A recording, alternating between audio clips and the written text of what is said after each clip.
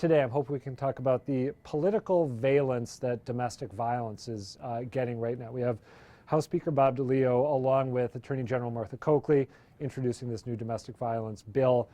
Charlie Baker, the Republican candidate for governor, introducing his own domestic violence plan, and the Mass GOP going after Coakley for her defense of Middlesex DA Marion Ryan and her office's actions in the Jared Remy case. What do you make of all this? Probably the GOP was pretty smart because there was a window there and they took it. And Martha Coakley herself has said, you know, upon reflection, I probably shouldn't have said it was utterly ridiculous that there were any mistakes made by Martha Ryan. Calls for Ryan, right, and yeah. we have room to improve some things, and that's what this bill is going to do, the Leo bill. And so I stand behind this bill. But you know, she sort of tried to move past it as any candidate would. But you know, they did have a window, and they took it. Yeah. What do you make of the bills themselves? I think the bills are pretty interesting. You know, any time you can strengthen a domestic violence bill, I say go for it. Now, there are some who have said this is replication, but I don't see how it's replication to have 6 days, I think it is, in jail. Yeah. If a Jared Remy had been arrested, he'd have to be held in jail for 6 days, allowing the victim to have a chance to get someplace safe. That's extremely important, and that's new.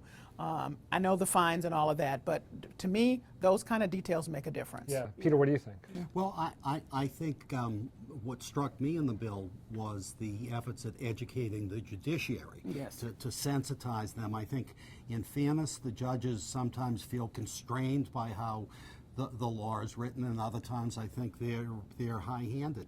But I thought that was very interesting.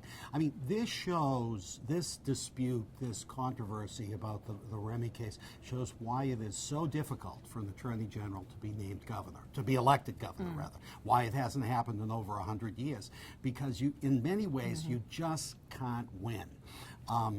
Martha made a howling mistake when she issued that blanket statement. Utterly ridiculous to call for Marion Ryan's However, in the context in which she said it, it was understandable.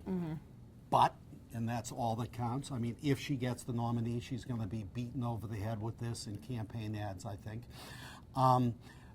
But what I take away from all of this is that when you're Attorney General, you anger as many people as you please with your prosecutions or by who you don't prosecute. And I think that's why, even if she wins the nomination, which I expect she will, she may have more of an uphill fight than the polls now suggest. Now, you also had an interesting take on Bob DeLeo and what this legislation says about his place on Beacon Hill.